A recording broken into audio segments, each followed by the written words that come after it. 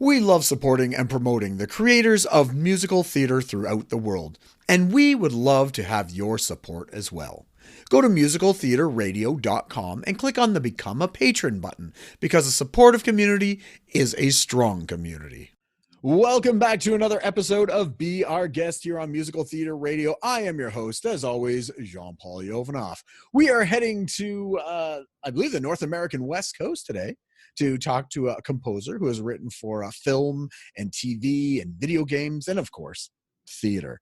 I'd like to welcome to the show Michael Gordon Shapiro. Michael, welcome. Thanks for having me. All right. So we start off every interview the same. I want to know who Michael is. Who is Michael in 30 seconds? Now, is this a literal 30 seconds or are we being forgiving with the clock? Well, we're down to 24 now. Oh, geez. All right. I better hurry. I am a composer, lyricist, and sometimes book writer. And where musical theater is concerned, the shows I write tend to be positive, witty, and usually set in some kind of speculative fiction genre, something like science fiction or fantasy or a superhero universe. So I'm basically a giant nerd, and that has shaped the kind of shows that I've written. Nice. So that was, even with the loss of the 6 seconds, you were still under 30 seconds. So I appreciate that. I recovered quickly. Yes, exactly. So let's take it back to the beginning. Were you always into musical theater as a kid, or was that something that you discovered a little bit later in life? I would say both, actually, because as a kid, my parents were usually taking me, often against my will, to see Broadway shows because I grew up in Long Island and we were spitting distance from New York City. So I had a lot of exposure to musical theater, and I had a few childhood favorites. I was really into Jesus Christ Superstar. Later, I was really into chess. So my taste had not really matured at that point, but my enthusiasm was there. And it was just something I was always really interested in, and I was excited by, but I didn't really think about setting pen to paper as a show author in any way, music, book, or lyrics, until quite a bit later, after my career in doing film and game music had already been established, and I decided to address this lingering passion from earlier in life. Nice. So did you always want to do music as a career, or was there something else that popped its ugly head, for lack of a better term, when you were younger? I like that.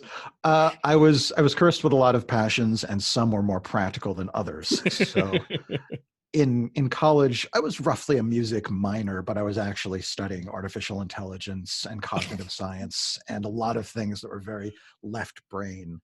Mm-hmm. And it wasn't until the end of college where you get to that point where you realize, oh, I have to figure out what I'm doing with my life, that I confronted this lurking passion, this desire that had been haunting me this entire 4-year stretch of college, which said, you really want to be a composer.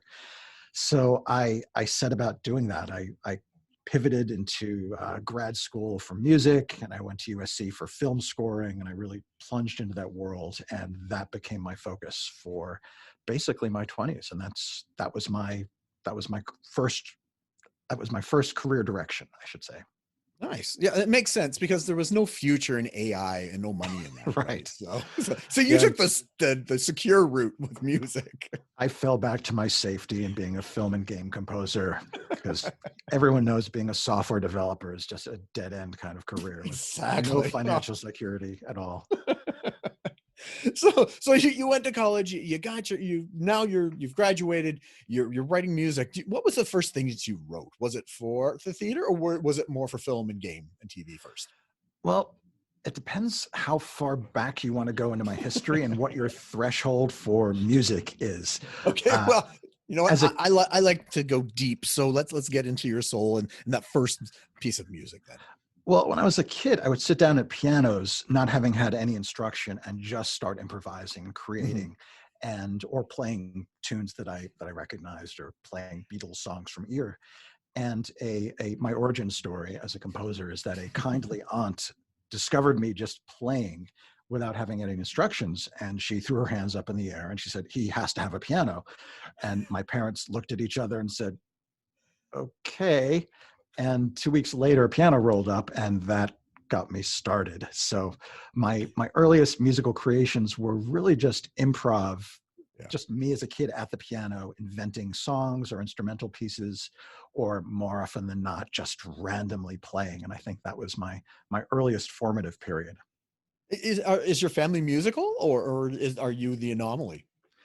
I think if you go far enough back in my family, you eventually find an opera singer or a violinist, but you have to dig through a lot of scientists and academicians to get to that part of the family. Nice. So you are almost destined to do AI originally, and then you're the black sheep of the academic family almost. It took a while for my parents to accept that what I was doing was actually a job and not just a hobby. But I think when I could send them to a movie theater, I say, show up at this movie theater, like the Lemley in New York City. At this time, there will be a film. It was professionally produced. It's a feature-length film. There's some recognizable actors. And yes, my name is in the credits for music. So please feast your eyes on that, and that will validate me. Nice. So what was the first professional paid gig that you got once you got out? Uh, well, I was doing some paid projects in college and in grad school. Um, I think I did I'm trying to remember. So what was the first gig right after? I'll fast forward to after USC. That was film music school. So we'll Okay. look at that. And I won't count student films or projects like that. I did a feature film, which you might be able to find on IMDb, called Live Long, Drink Juice, which was an indie feature comedy out of New York City.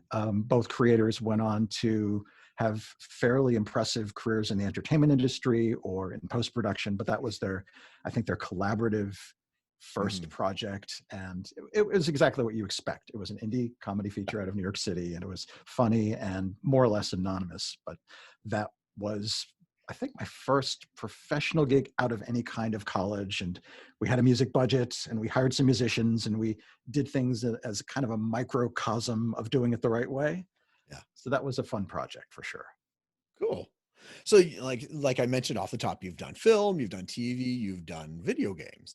When did the theater aspect kick in? I know you said you were taken to theater when you were younger, but when did that become more prevalent with your writing? As I worked in music for media, for film and games, I found that it was extremely fulfilling on almost every level. And what I would like is that you're plunging into a new project, and it's got its own musical requirements and vocabulary, and you're problem solving, and you're learning how to collaborate, and you're learning how to take somebody else's story and bring it to life. But what I really wanted to add to my palette of musical activities was something where music had storytelling primacy, and where I had a certain amount of autonomy as a creator. And I was also interested in songwriting, which is very different from instrumental underscore in a number of ways. So the idea of writing music for theater started creeping back into my mind as something else I could also do in parallel with scoring work. And I dabbled in a couple of abortive projects in my 20s, and quickly came to realize that writing a musical is hard. And it's actually deceptively hard, because most people who set out to do it are not nearly as good at it as they think. It's because writing music is not that hard, but successfully telling a satisfying story through music, there's the rub. That's the real trick.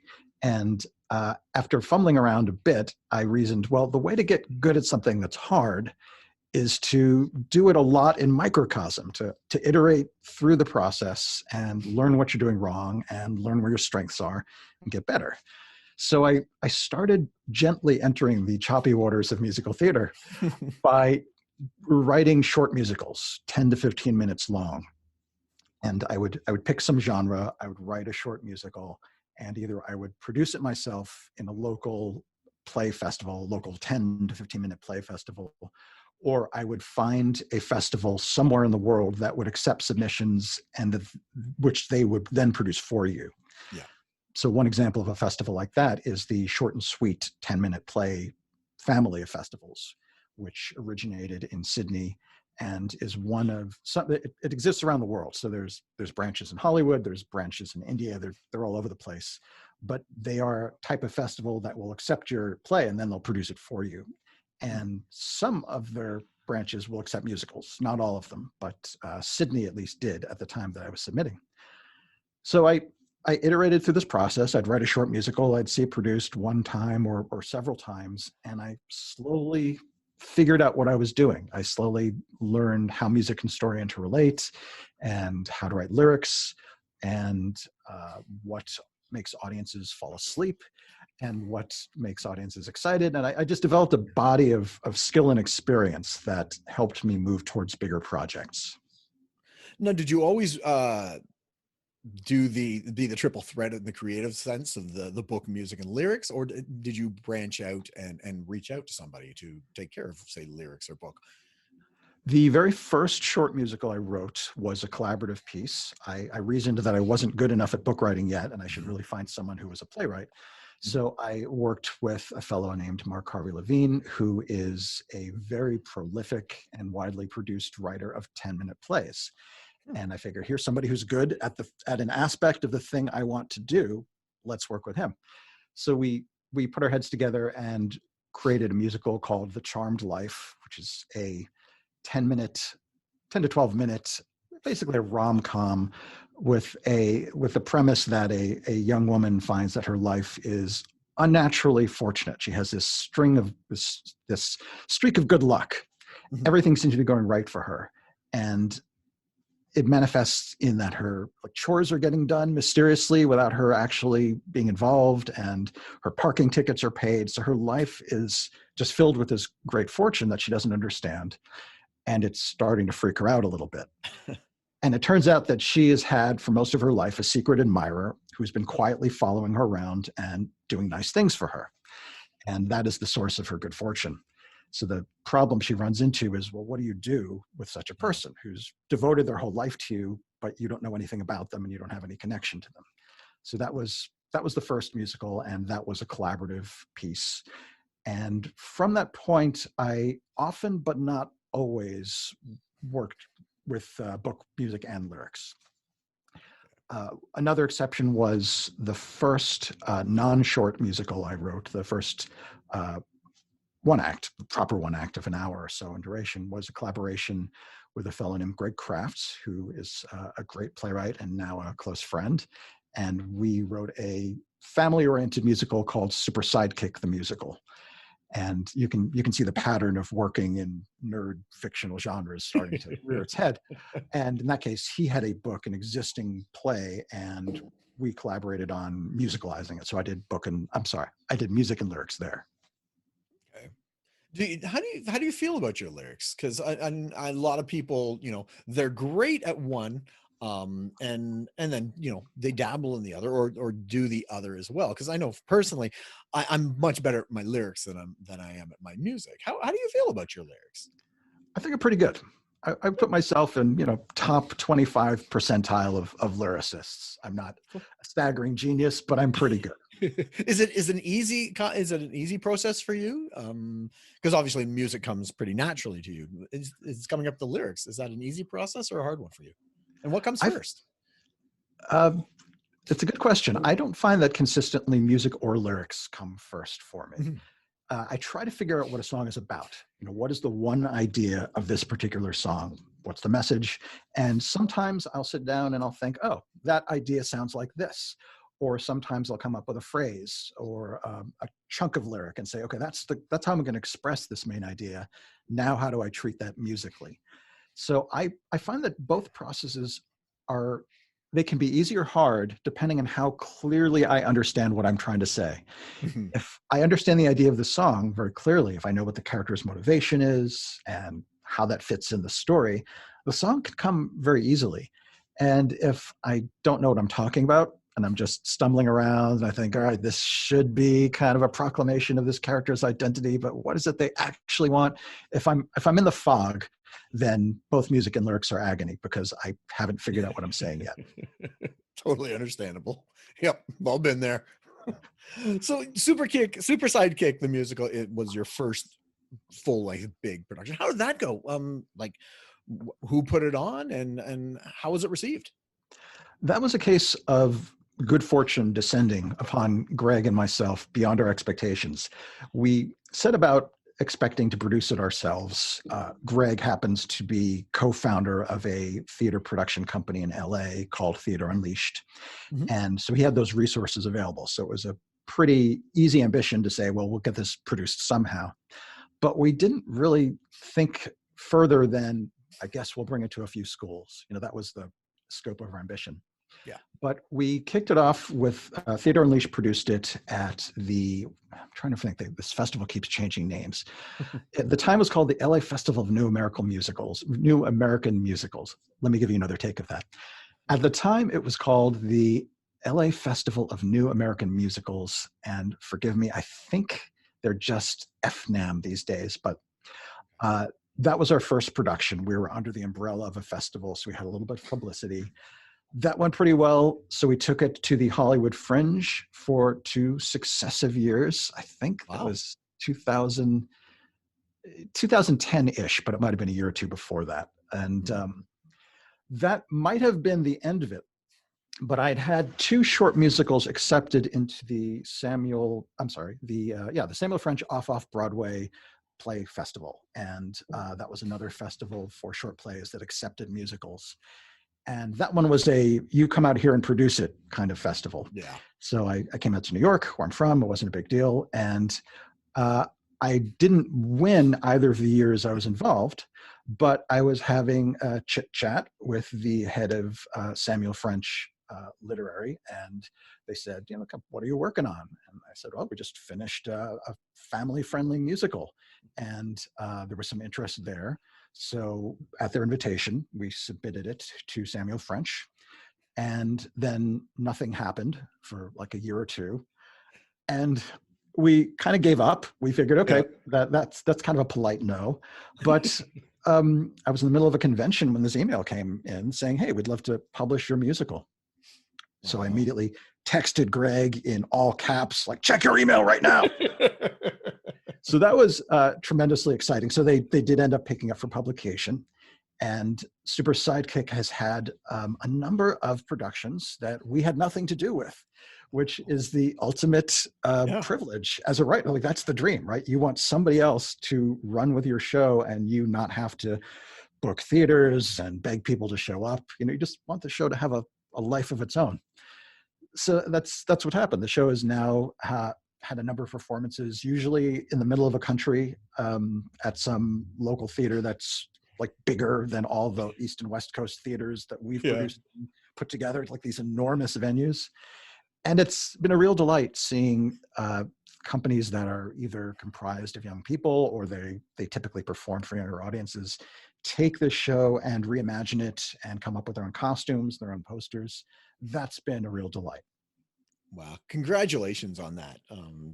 That is the ultimate goal of every creator of a musical, is to get it picked up like that and produced everywhere. So congratulations on that. Well, thank you. We were pretty psyched because it was so beyond what our ambitions were for that piece. Yeah. So, and now, like any artist, you have the success, and now you got to start again, right? Exactly. That's the problem with art, right? You build it, you succeed, and now you have to start again from the beginning. What did you go on to next? Well, there were a couple of tracks. I still felt like I had a lot to learn about lyrical technique. I thought I was gifted in terms of knowing how to use language, but aspects of rhyming and prosody and the really technical stuff in musical theater lyric writing were beyond me.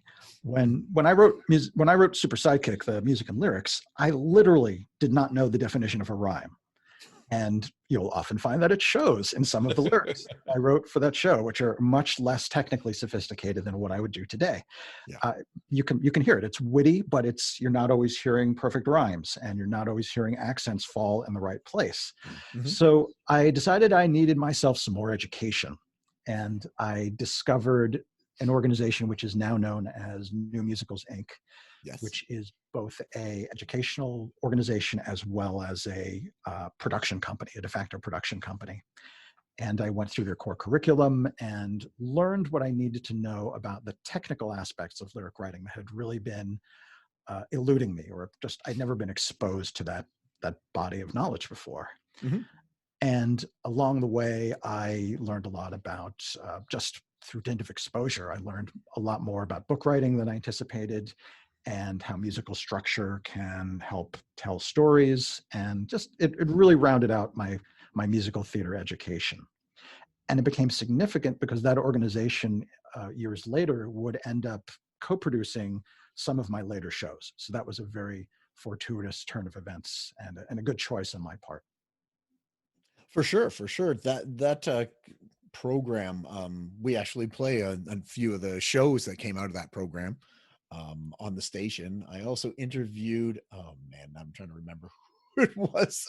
She's in charge of Elise.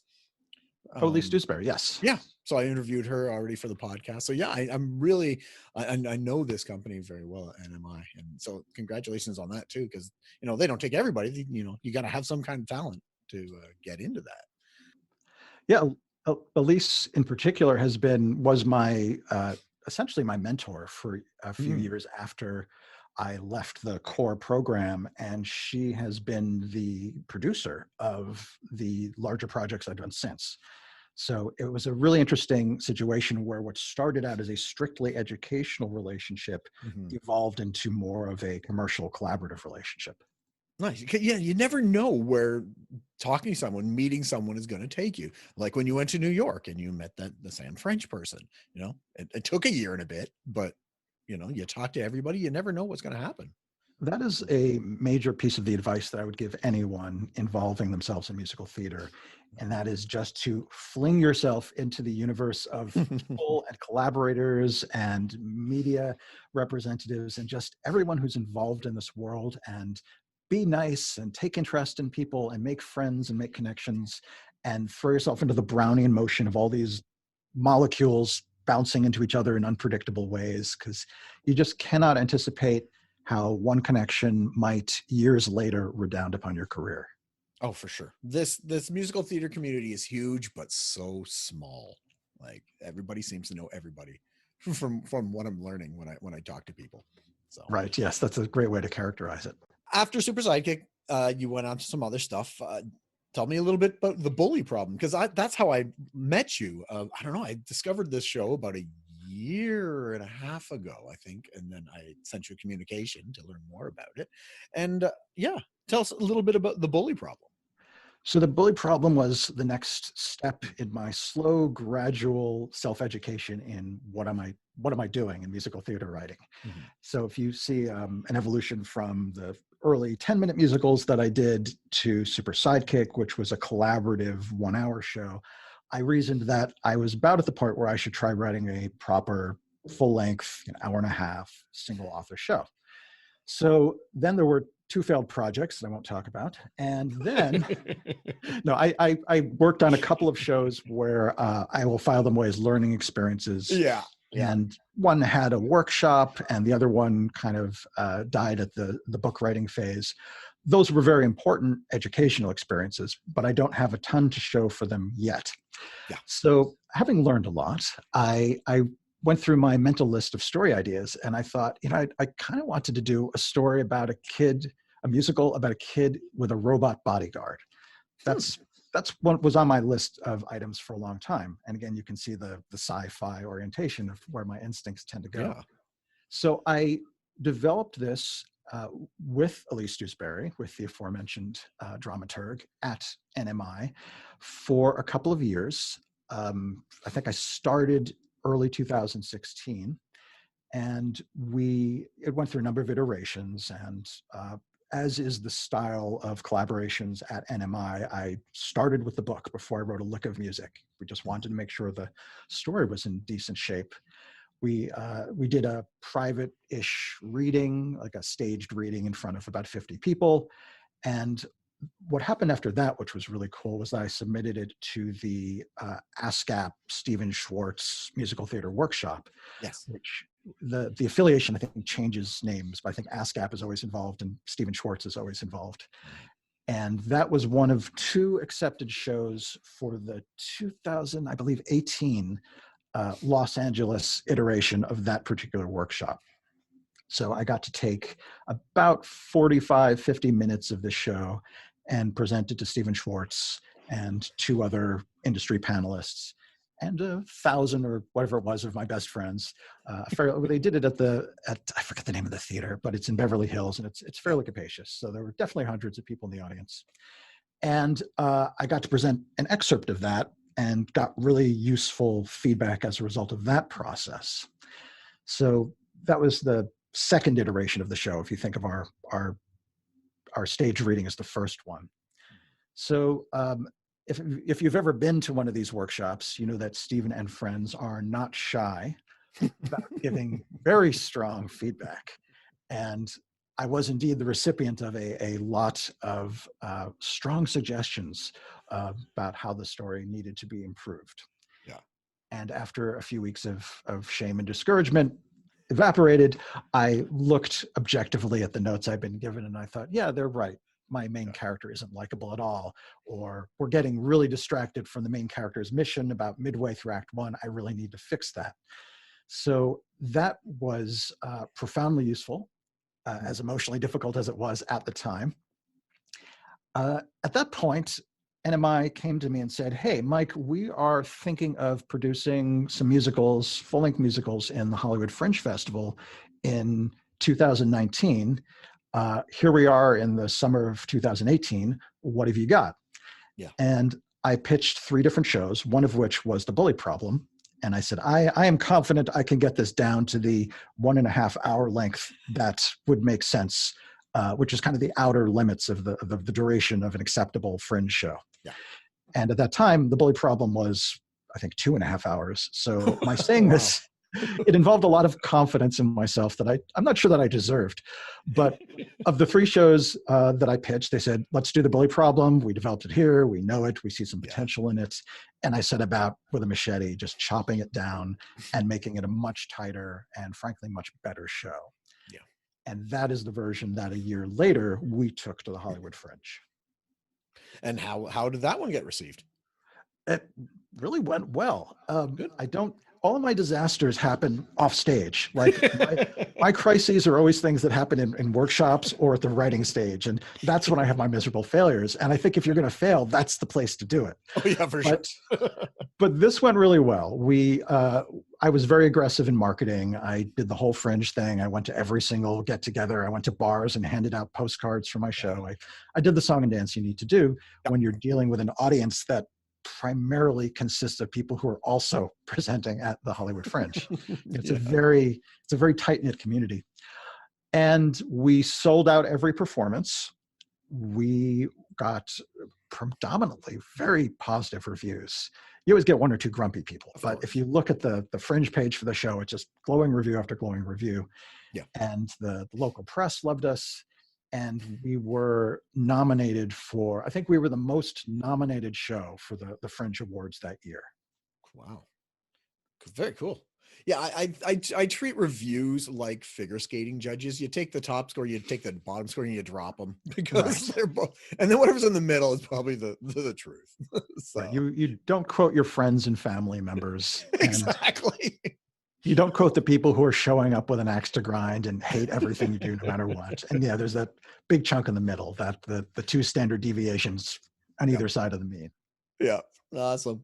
So let's talk about your latest show that we're going to be promoting and helping to get more people to see. So it's Gideon and the Blundersnorp. Exactly. So tell us a little bit more about Gideon and what exactly is a Blundersnorp. Well, note that you can tell by the title that this is a pretty serious, hard-hitting drama. Yeah, I've got the Kleenex box right beside me when I'm watching it. Good. I really think the title of a show is your first opportunity to make a first impression and really let people know what it's about. So if your show is something really abstract or generic, if it's, visions of love or whatever, you're not taking advantage of that opportunity to suggest a style and a tone of voice and give people an idea what it's about. So Gideon and the Blundersnorp is a medieval-ish fantasy adventure musical. I wanted to take the spirit of what we would call YA fantasy literature. That's targeted, that's meant to be compatible with younger audience members as well as adults, and transport that spirit and that tradition to musical theater. So it's a 1 hour show. It's, like I said in my self-summary, it's meant to be witty and positive, but also address both young audience members and adults at the same time. It's has a kind of quasi-medieval folk-ish musical styling where there are lutes and there are other period instruments that evoke antiquity, but it's not set in any particular literal period. It really is a fantasy universe, like Prydain or Narnia or one of those imagined worlds. Plot-wise, it's about a young stable hand whose big dream is to become a knight. And in this particular world, the knights are called the Royal Cavaliers. So that's Gideon's I want. He wants to become one of the Royal Cavaliers. And the world he's in has a very strict kind of social order, much like actual medieval society, so that if you're born a stable hand, you're not likely to rise above that station, or at least that's the prevailing wisdom. So everyone in that world is told that where they are is where they're going to be, and they might as well to it. So the theme of the show is that your moral character, the choices you make, are actually more important and determine your destiny more than your social class. So the show is trying to subvert the idea of class predestination without ever using words that fancy or complicated. Plot-wise, so Gideon wants to be a knight. He gets wind of the fact that there's this terrible monster roaming the countryside, which is called, guess what, a Blundersnorp. So there's this evil monster out there, and Gideon is interrogating one of the Royal Cavaliers. He stumbles upon one at the stable where he works, and he's asking him all kinds of questions. How do I get to be a knight, et cetera, et cetera. The Cavalier, who is not, in fact, the most brave fellow in the universe, hears about this monster in the forest, and he hears that the king has told all the Cavaliers to race forth and do battle with the terrible creature and destroy it. And since he's not very brave, he immediately gets in his horse and rides in the opposite direction in a panic.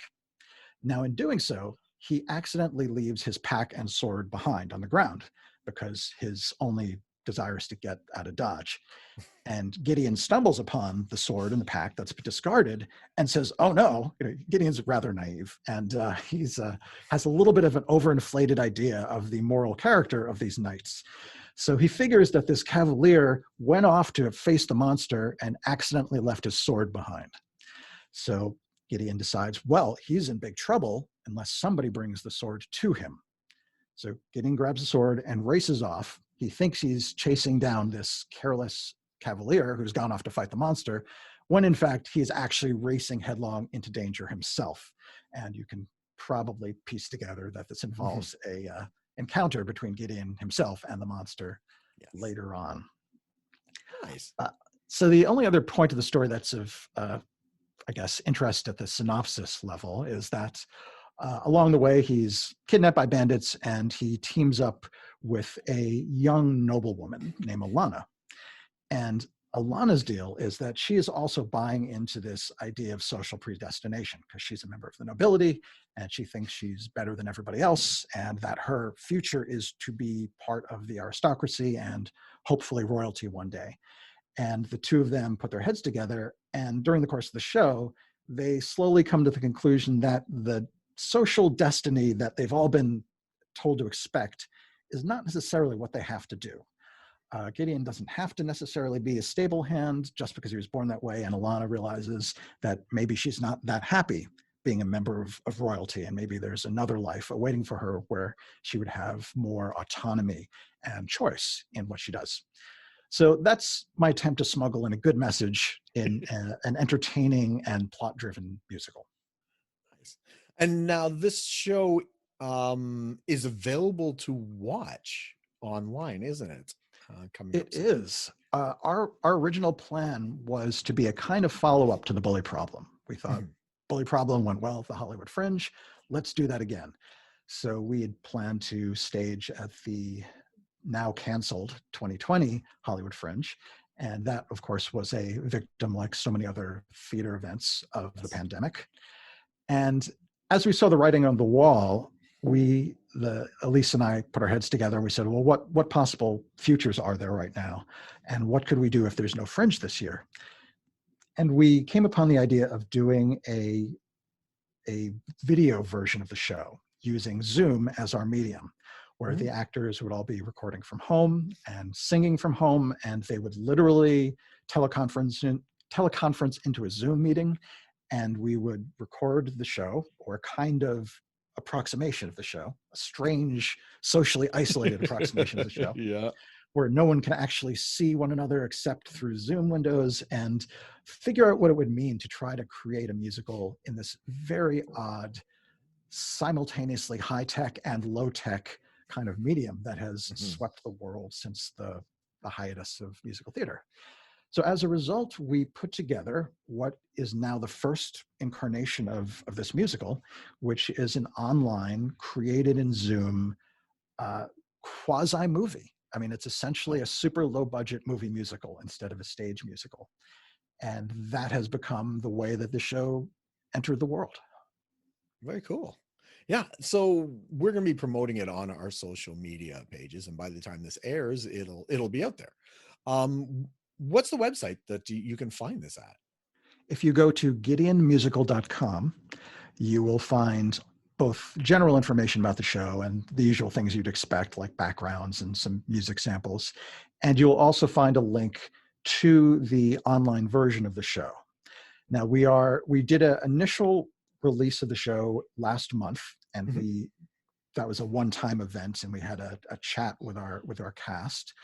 And we are now doing a on-demand release, meaning you don't have to show up at a particular time or place. You just go to the website, and that will be available starting Thanksgiving, which this year I think is the 26th. Don't quote me on that, but I'm in Canada. It passed already for me. So let me clarify and be a little more international. It'll be launched on American Thanksgiving. Okay, that is November Thursday 17th. the 26th. Okay. So if you go to GideonMusical.com, right now it'll just say coming soon on the 26th, but starting that date, you will be able to go and watch the show on that site and see what we did in terms of putting together this very odd, but ultimately rather cool quasi-movie musical. Yeah, and congratulations on figuring something out. This whole pandemic has thrown our industry for a loop, and we've all had to, we all had our moments at the beginning, where we're depressed, we're trying to figure it out, but then we've figured out how to pivot and figure out ways to keep the industry alive and going until we can go back to live theater. So congratulations on putting this together and getting that out there. I had a tremendous amount of support, both from NMI, which had a certain amount of experience in doing online shows even before the pandemic. So I was fortunate in that they had a technical expertise in producing this kind of thing. And they weren't thrown by any of the technical demands, which are actually can be quite involved depending how you do these. Yeah. I also had an amazing editor, a fellow named Travis Dixon, who, being also an actor and filmmaker, he has a really good intuition and was able to take this collection of individual performances, everyone's in their own window kind of strange opening to the Brady Bunch, Hollywood Squares kind of grid of actors who are all facing straight forward most of the time. And he edited it into something that really feels cinematic, if not in terms of cinematography, but in terms of pacing and selective focus and knowing when to bring some actors in and to move some others off screen. It's quite extraordinary what he was able to accomplish. So the short answer to what you said is thank you. That's the civilized answer. And the slightly longer and more pompous one is I was the beneficiary of some very talented collaborators. Yeah, we gotta all help each other and support each other during this time. Well, even during normal times, but especially during this time, work with each other and build this. So, Michael, thank you so much for coming on and talking to us about your life and musical theater and your shows and everything like that. Thank you so much for coming on. Oh, it's been a real pleasure. And I think everyone in the musical theater community, and actually the theater community at large, owe an emotional debt to podcasters such as yourself who are keeping the discussion going during this period where we really need to continue to believe in theater and musical theater, and just having somewhere to discuss it and being able to listen to podcasts about musical theater. Don't sell short the emotional value you are providing to a lot of people right now. Well, thank you. Thank you. Yeah, I'm doing my little part from my little second bedroom in Toronto here, doing whatever I can to keep this all alive. So, but before we go, I always ask 3 questions of all of my guests. Now, there's no right or wrong answer to these questions, but there's going to be one wrong answer. Maybe. We'll see. We'll see what your answer is. All right. So question number 1. Who is your favorite creator or team when it comes to either music, lyrics, or book in the musical theater world? Now, that could be your favorite. It could be just one that you have a lot of passion for, or anything like that. Is there a creative team or person for music, lyrics, or book? Sure. I think it's safe to say that my favorite lyricist is Stephen Sondheim. Mm-hmm. And I say that as someone who doesn't actually enjoy the majority of his shows. There's a few I like and a lot that just don't reach me because they're a little too cynical. Mm-hmm. But as a lyricist, almost without respect to whatever he happens to be writing about, he is so skilled. He has such a good intuition about the rhythm of the English language. And he is so good at giving you lyrics that are logical but unexpected, which is really what a good story should be, that I just take pleasure in anything he's written, even if I don't like the show. He's just that good. And he's a real inspiration in terms of lyrical technique. That is one correct answer. Congratulations. One point. All right. Made the cut for the first one. What else have you got? No, number 2. I usually don't go this in depth, and this might be a bit emotional for you. I don't know your state of mind and things like that, but I'm gonna ask this question anyways. What is your favorite key signature to write in? Oh, C major. So easy. So friendly. I know that pianists tend to like key signatures with a lot of black keys because it tends to fit the fingers better and you can navigate more easily. But I just go for the simplest key possible. And then if I feel exotic, I'll start to move it or I'll transpose it and see what happens as a side effect of moving my fingers. Hey, nothing wrong with that. C major is the vanilla of the key signatures, but you know what? There ain't nothing wrong with vanilla. It's still yummy. So I'm a big fan of vanilla, both in key signatures and literal ice cream. Nice. Another correct answer. Congratulations. I'm doing okay. Right. Question number 3. This is the one that might trip you up. Audience members eating food in the theater, yes or no? I would say that if they can eat food quietly, and honestly, anything that stops them from using their phones, a huge plus as far as I'm concerned. So try not to have a plastic bag of Doritos where the people in the back row can tell that you're opening the bag.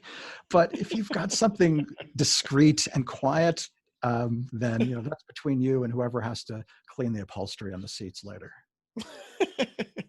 All right. I'll give you at least a half point for that. I'm not a fan of it because they leave garbage everywhere. That's the bigger problem I find than even the noise. But the phone thing for sure. Yeah. Where phones are concerned, all right. If I have a theater of my own one day, there's going to be 2 box seats that will never be for sale. Yeah. And the reason they will not be for sale is because I will have snipers sitting in those seats. On one on each side of the theater, looking for the glow of a screen. And if they see it, they have my full authority to murder that person. And by the way, with silencers on the guns, of course. I'm putting all my shows in your theater for sure. Thank you. That's a good sign. We're going to proudly advertise that.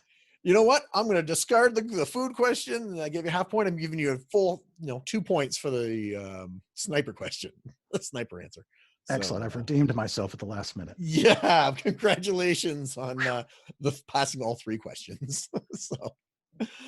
Michael, again, thank you so much for coming on and talking to me about the show and all that you are doing in the musical theater community. This is a real pleasure. So thank you. No problem. All right. So we were just speaking with Michael Gordon Shapiro here on Be Our Guest on Musical Theater Radio. Tune in next week as we'll be talking with another guest or guests about their life, love, and passion. That is musical theater. I am your host, as always, Jean-Paul Jovanov. And until next time, I'll see you when I see you. We love supporting and promoting the creators of musical theater throughout the world, and we would love to have your support as well. Go to musicaltheaterradio.com and click on the Become a Patron button, because a supportive community is a strong community.